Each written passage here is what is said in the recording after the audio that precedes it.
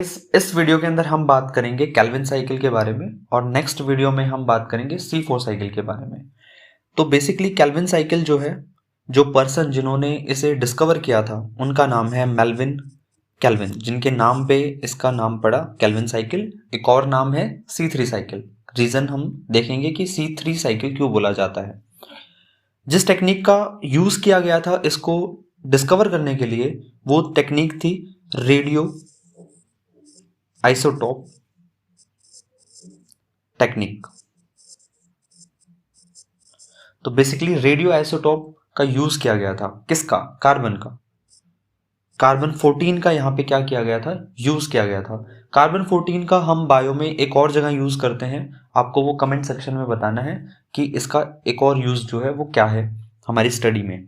तो radio isotope technique का use कैसे किया भाई? इन्होंने कार्बन 14 यूज किया, इससे बनाया कार्बन डाइऑक्साइड, और फिर प्लांट के अंदर ये कार्बन डाइऑक्साइड उन्होंने पहुंचाई, और फिर कौन सा कॉम्प्लेक्स बनता है और कैसे कैसे कॉम्प्लेक्सेस एक दूसरे से कन्वर्ट होकर फाइनल प्रोडक्ट जो है वो डार्क रिएक्शन का बनता है, वो पता चला हमें इस कार्बन की वजह से। क्योंकि इस कार्बन की वजह से जो भी कंपाउंड बन रहा है उसमें से रेडियो एक्टिव वेव्स आएंगी और हमें पता चल जाएगा कि ये पर्टिकुलर कंपाउंड जो है इसमें हमारा भेजा हुआ कार्बन 14 है।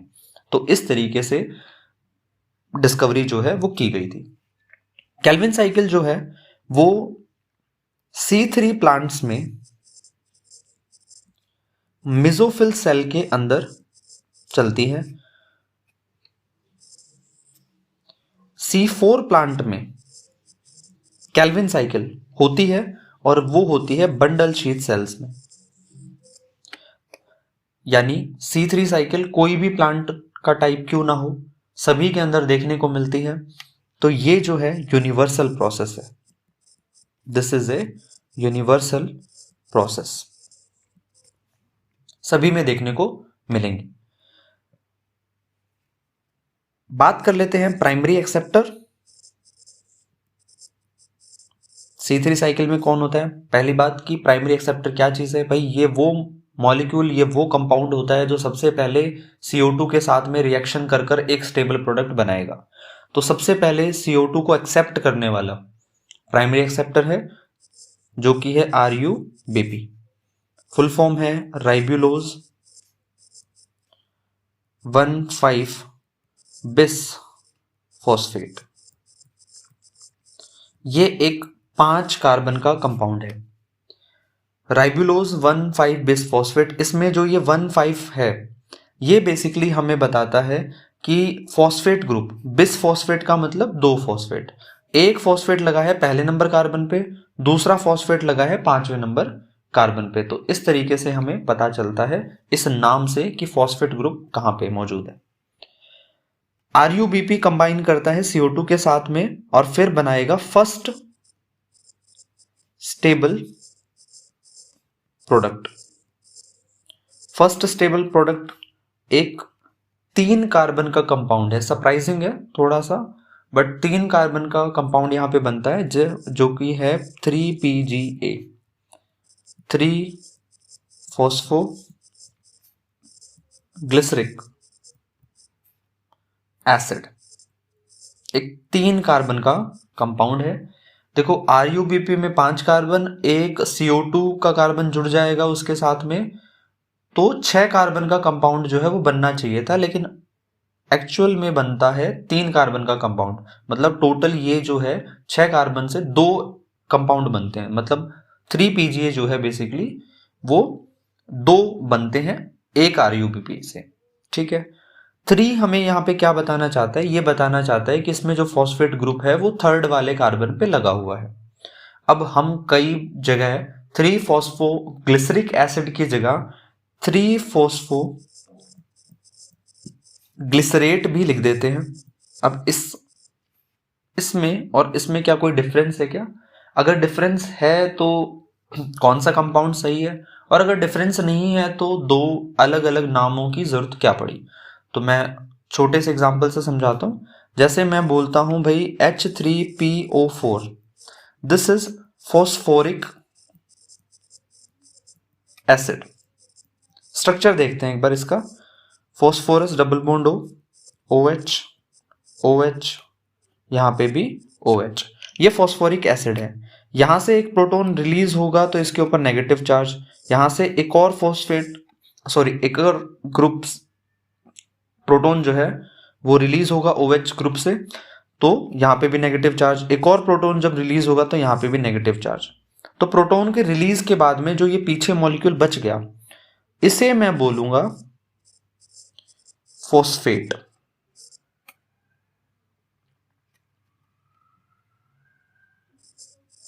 ग्रुप। अब ये 8 जो आता है ये बेसिकली मुझे बताता है कि कंपाउंड के ऊपर नेगेटिव चार्ज है।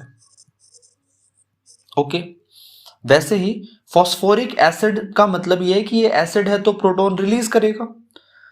तो अगर प्रोटॉन इसके पास में है तो फॉस्फोग्लिसरिक एसिड, और अगर इसमें प्रोटॉन रिलीज कर दिया और उसकी वजह से नेगेटिव चार्ज आ गया तो फॉस्फोग्लिसरेट। तो दोनों बेसिक टर्म्स जो हैं वो एक ही कंपाउंड के बारे में है, बस चार्जेस का क्या है, फर्क है। ऐसे ही आप समझ सकते हो पायरुविक एसिड को, और कई जगह पर उसे पायरुवेट भी लिखा होता है। मतलब पायरुविक एसिड में प्रोटॉन मौजूद है और पायरुवेट में वो प्रोटॉन नहीं है, वो रिलीज हो चुके हैं, तो जो मेन कंपाउंड है उसके ऊपर नेगेटिव चार्जेस हमें देखने को मिल जाते हैं। तो ये फर्स्ट स्टेबल प्रोडक्ट है जो कि 3 कार्बन का है। अब बात करते हैं स्टेप्स की। पहला स्टेप जो है वो है कार्बोक्सिलेशन। कार्बोक्सिलेशन, इसमें RuBP जो है वो CO2 के साथ में रिएक्ट करता है एक एंजाइम की प्रेजेंस में जिसका नाम है रुबिस्को।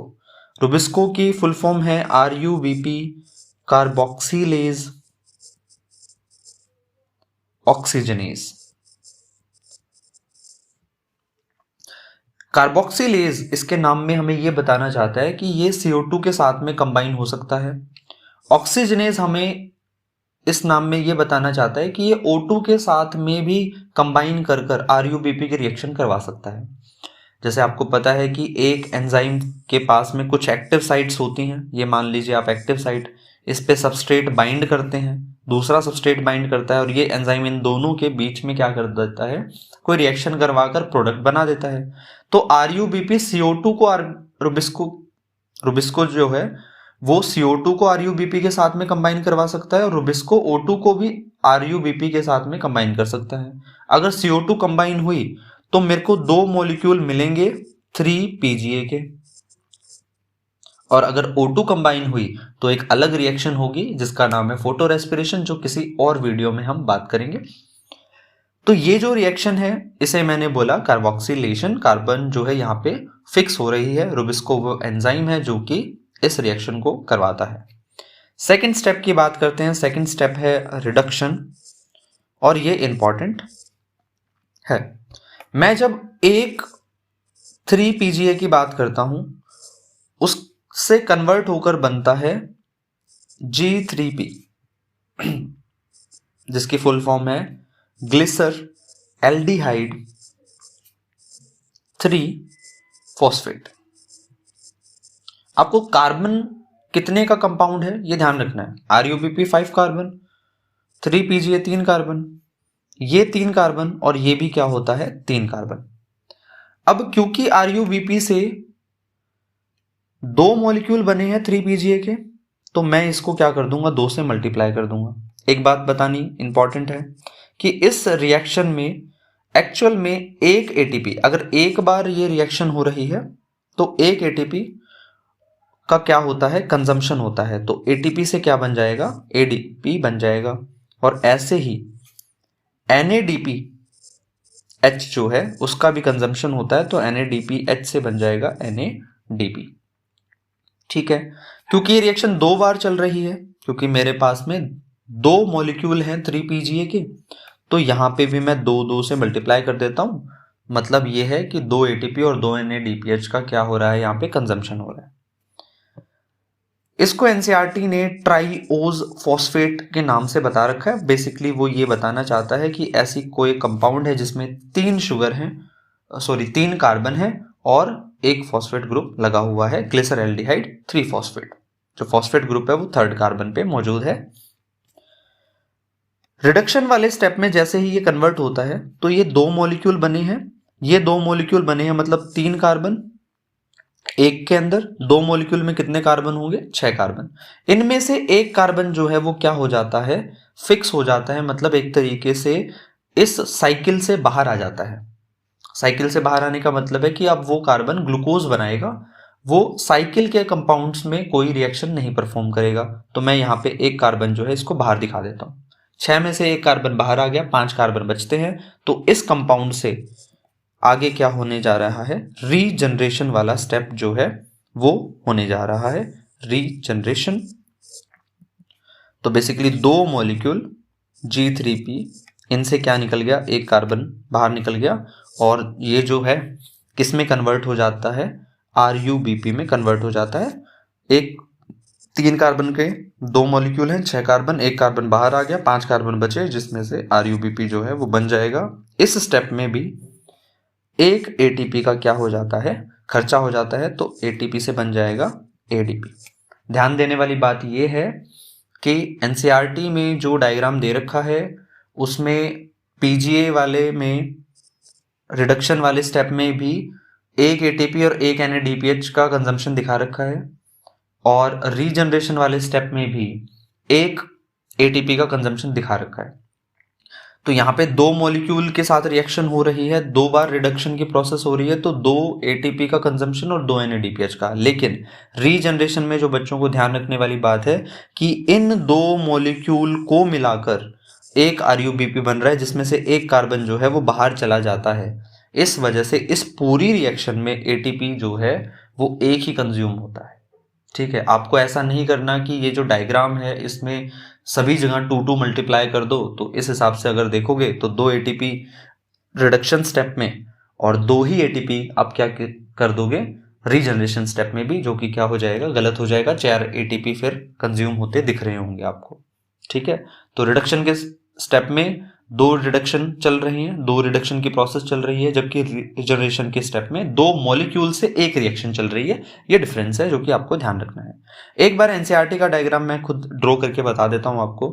तो बेसिकली RuBP जो है वो CO2 के साथ में, अच्छा CO2 के साथ में यहाँ वाटर का मॉलिक्यूल भी जो है वो ऐड होता है। रुबिस्को इस प्रोसेस को करता है, कार्बोक्सिलेशन इस स्टेप का नाम है।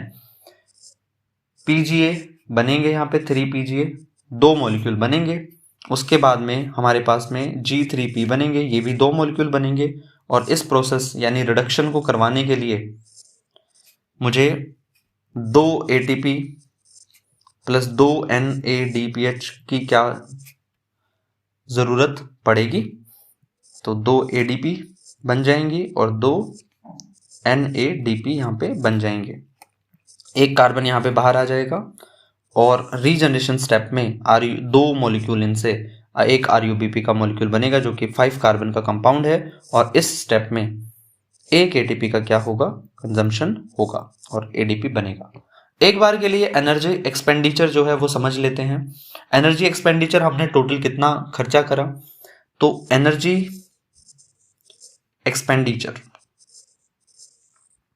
जहां से सवाल आ सकते हैं, भाई मैंने एक कार्बन डाइऑक्साइड का कार्बन फिक्स किया, तो मुझे एक्चुअल में ATP कितने कंज्यूम करने पड़े और NADPH कितने कंज्यूम करवाने पड़े? तो भाई आपके पास में एक तो रिडक्शन स्टेप है और एक रीजनरेशन स्टेप है जिसमें कंजम्पशन होता है। रिडक्शन में ATP 2, ठीक है, और रीजनरेशन में ATP 1, टोटल ATP 3 ATP। मैंने बताया था ना, रीजनरेशन में 2 मॉलिक्यूल से एक रिएक्शन चल रही है, एक रिडक्शन में 2 रिएक्शन चल रही हैं, तो 2 ATP। NADPH 2, रीजनरेशन में कोई NADPH का कंजम्पशन नहीं होता, तो NADPH टोटल 2 ही कंज्यूम होते हैं। अब आपको एक ग्लूकोज का मॉलिक्यूल बनाना है, तो आपको पता है कि एक ग्लूकोज के लिए मुझे 6 कार्बन चाहिए, तो 6 CO2 को फिक्स करवाना पड़ेगा। 6 CO2 को फिक्स करवाने का मतलब है कि पूरी केल्विन साइकिल को 6 बार चलाना पड़ेगा। तो इसको आपको सीधे सीधे क्या करना है? मल्टीप्लाई कर देना है 6 से। तो 6 से अगर मैं मल्टीप्लाई करता हूं तो आ जाएगा 12 प्लस 6, यानी टोटल ATP की संख्या जो है वो 18 है। और NADPH जो है वो कितने हैं, 12 हैं। तो यहाँ पे केल्विन साइकिल होती है कंप्लीट। एनर्जी एक्सपेंडिचर पे खास ध्यान रखना, कंपाउंड जो कौन सा किससे बन रहा है वो भी आपके लिए इंपॉर्टेंट है। एनसीईआरटी पॉइंट ऑफ व्यू से देखें और नीट के पॉइंट ऑफ व्यू से देखें तो ये वीडियो मोर देन सफिशिएंट है। इससे ऑलमोस्ट सारे क्वेश्चंस जो हैं वो हो जाने चाहिए। Thank you so much.